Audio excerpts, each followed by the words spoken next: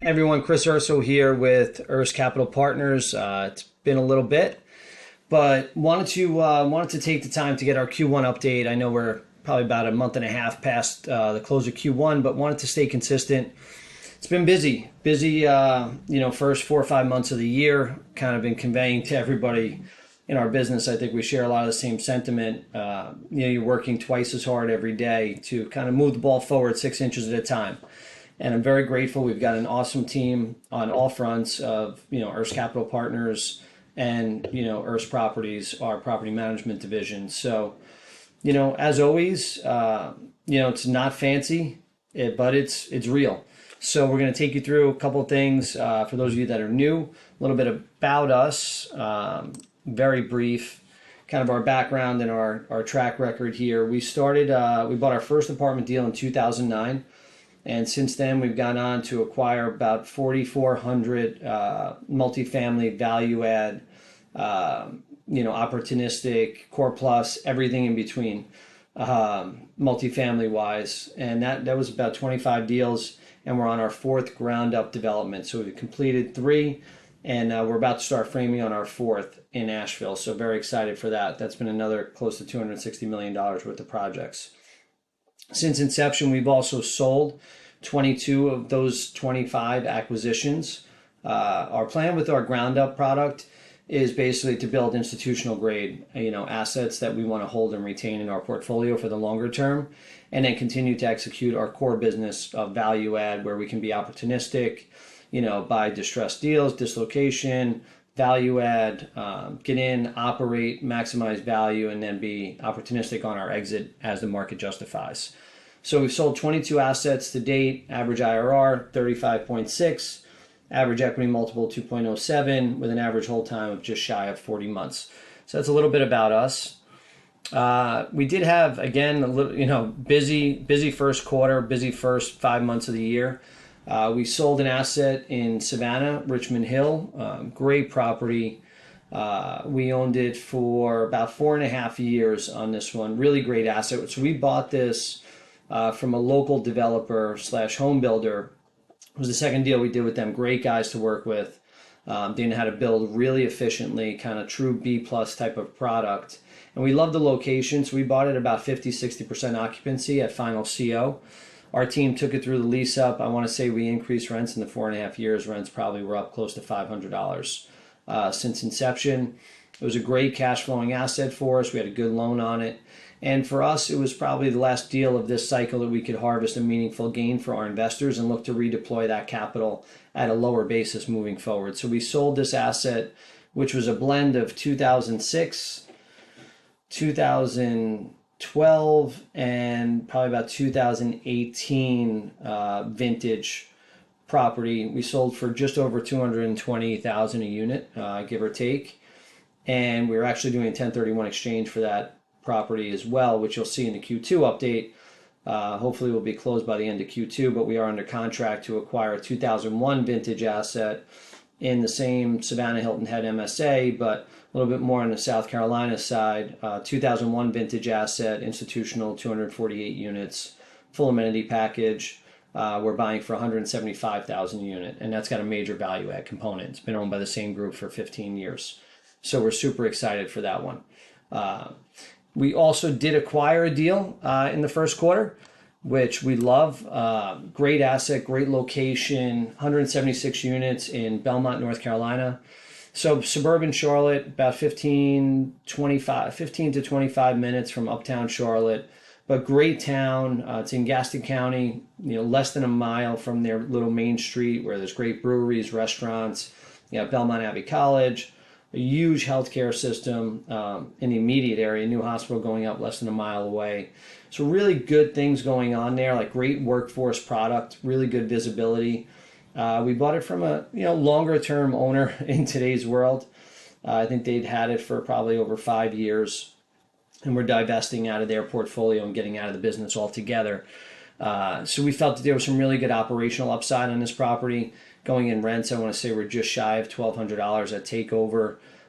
We're already achieving anywhere from 6 to 8% organic on renewals to 10 to 25% on new lease trade outs, depending on the level of renovation that we're doing there.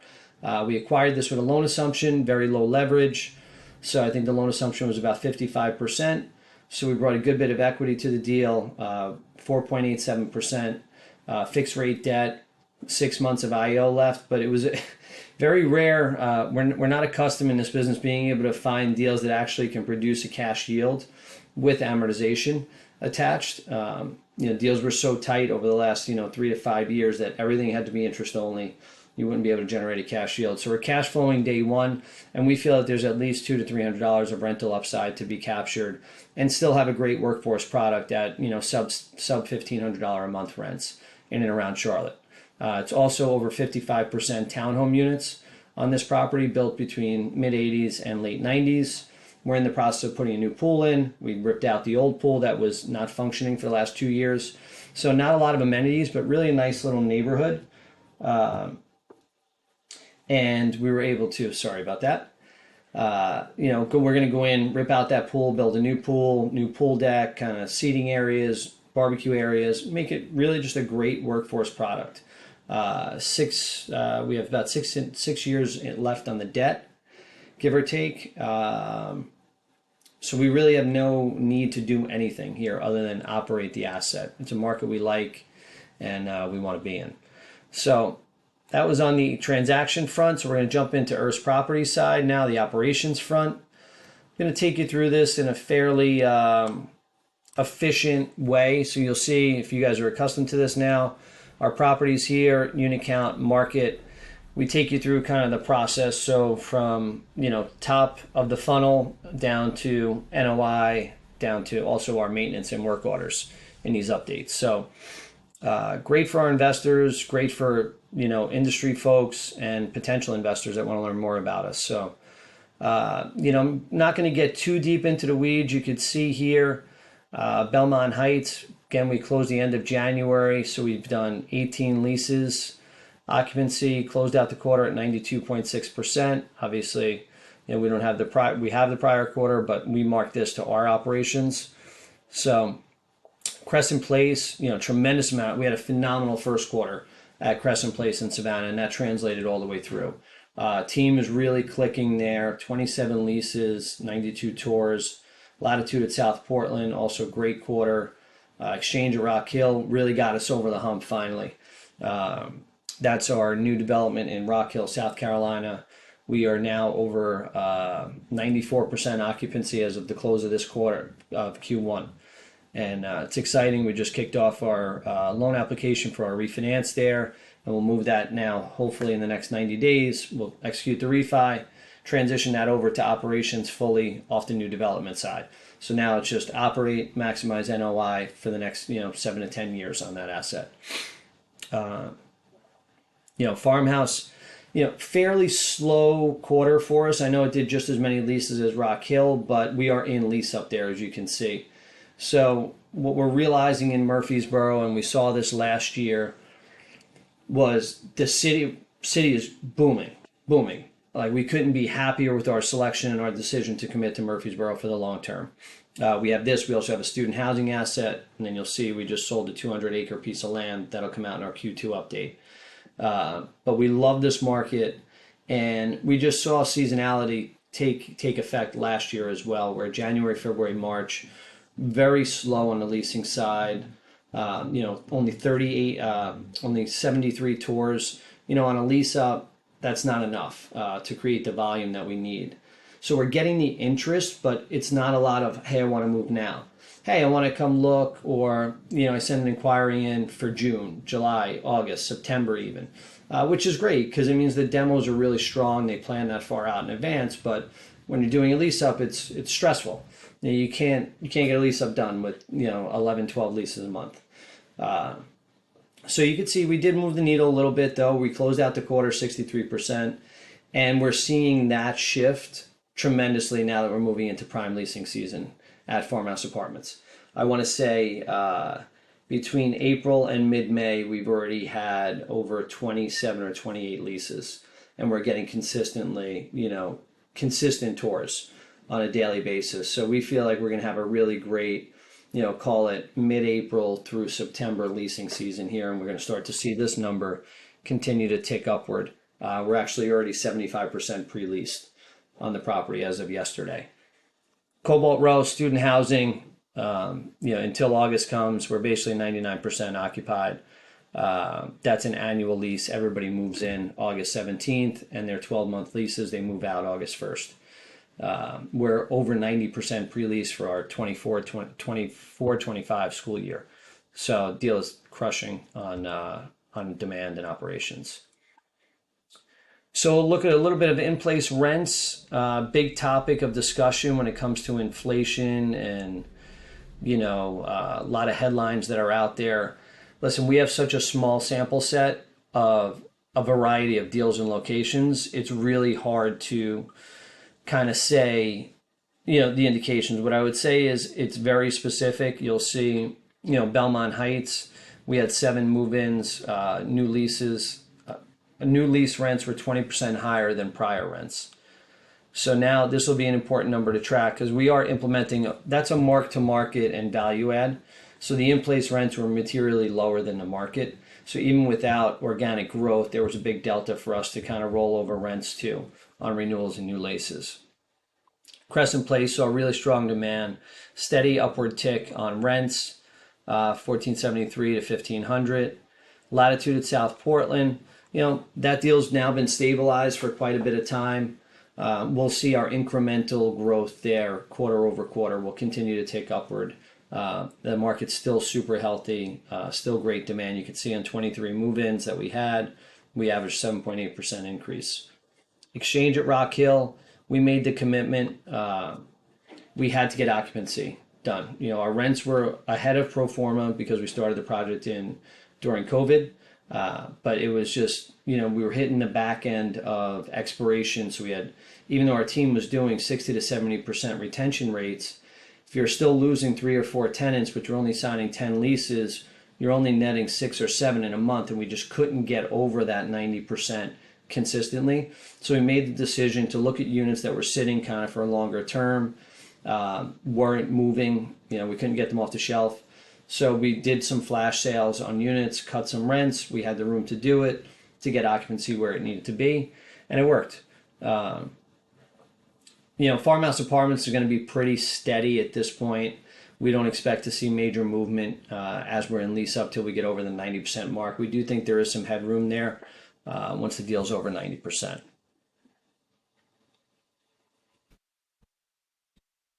So on the renewal side, you could see here, almost every one of the sites really killed it on their renewals in the first quarter.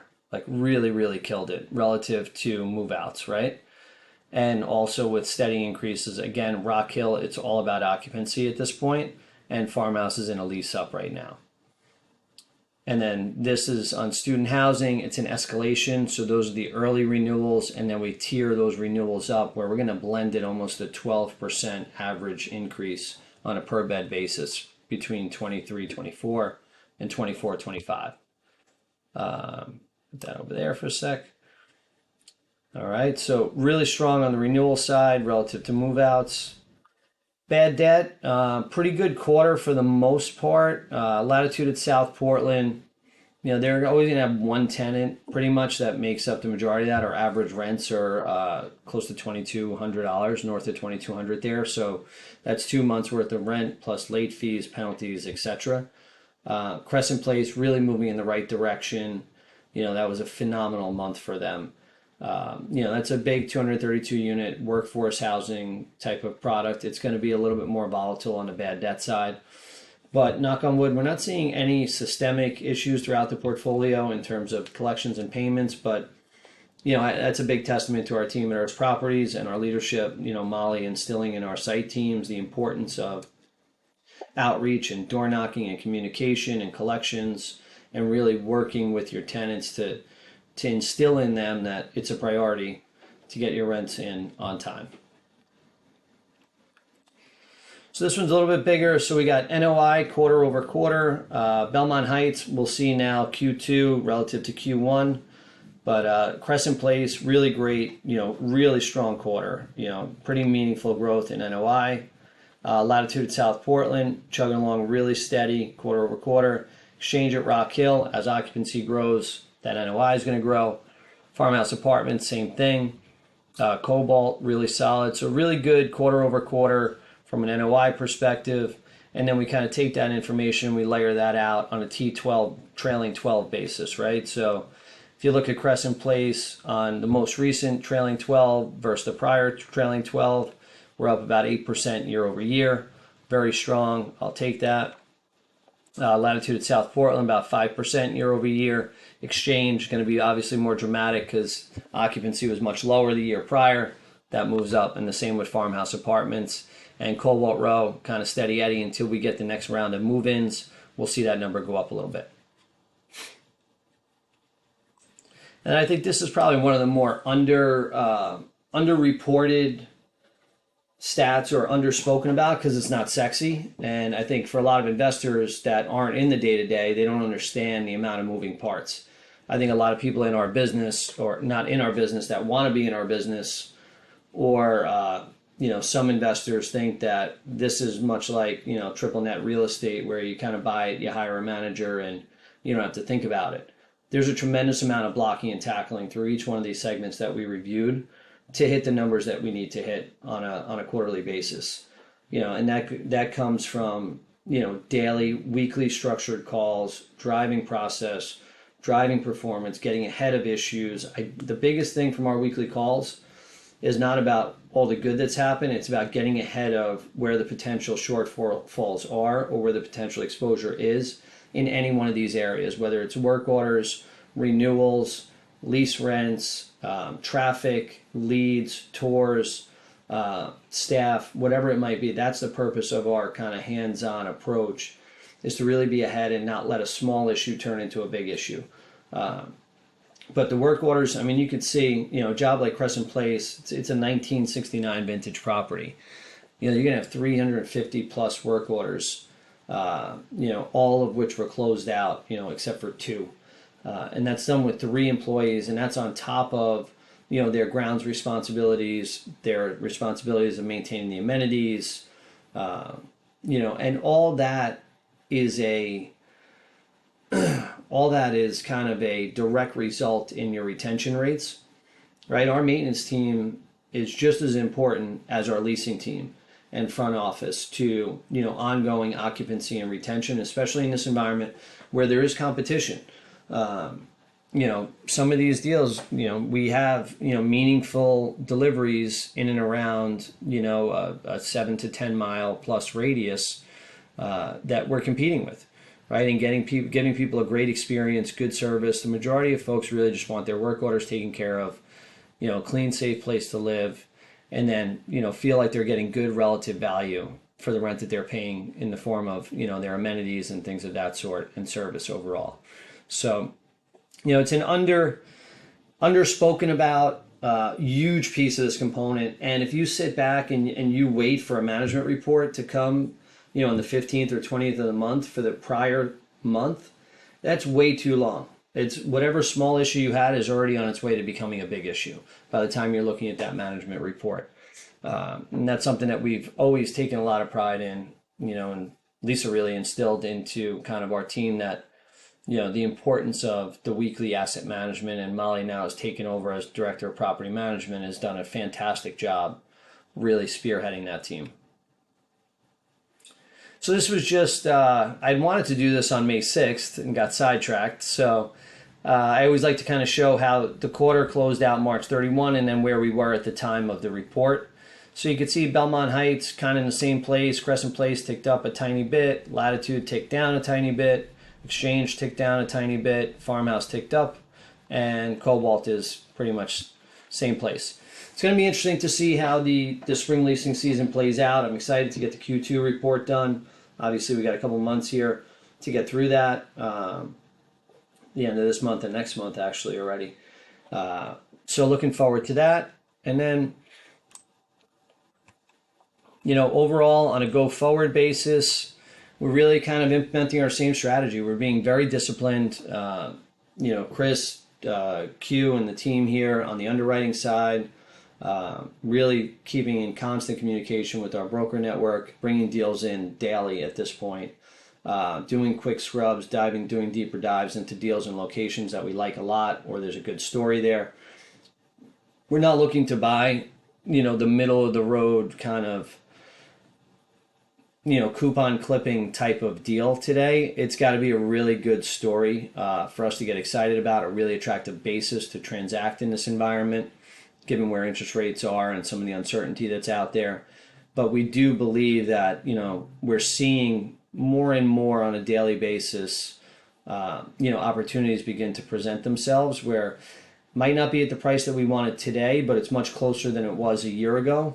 And, over time, we feel like that gap is going to shrink even more and more between buyers and sellers as more motivation comes into play on the sell side, given by, from extenuating factors like higher interest rates for longer, loan maturities, extensions expiring on previous loan maturities, rate caps expiring, occupancy issues, slower lease ups, construction delays, you name it. Nothing is easy. I'm grateful that we made the decisions that we did back in 2019, 20, 21, 22 to really sell as much as we possibly could. We sold, I think, it'll now be 13 deals since 2019. Our portfolio is in a really good place where, listen, we're not immune to the challenges. It's just we don't have as many of them as a lot of the guys that really ramped up in 21 and 22. So we're able to put a lot of our attention, when an issue does pop up and say, like, okay, let's get this over the hump. Crescent Place has been a, tremendous renovation, reposition example. This property here, we took rents up $500 in less than 2 years, completed a $4 million renovation, but we did a high leverage bridge loan in 2022, April of 22. Money was still free flowing early 22, and that was the one deal we leaned into during this past cycle. We executed perfectly, which I'm very grateful for. But we're going to refinance that bridge loan by the skin of our teeth, because the interest rates are where they are today, up 500% since we bought that deal. So no matter how much we kind of padded and said, all right, we'll give it 200 bips, 300 bips in the next, 24 months, 500 bips is impossible to foresee. And, we were able to put a ton of attention in Q1 on operations. Team did their job, executed, and we're able to now refinance that into a 5-year interest-only Freddie loan, and we'll start cash flowing it. It's not going to blow the doors off, but it's going to be a good workforce asset in a market that I think has a huge runway ahead of it in Savannah in terms of growth and jobs coming into the market. So that's just one example, and I'm grateful we don't have a lot of those challenges.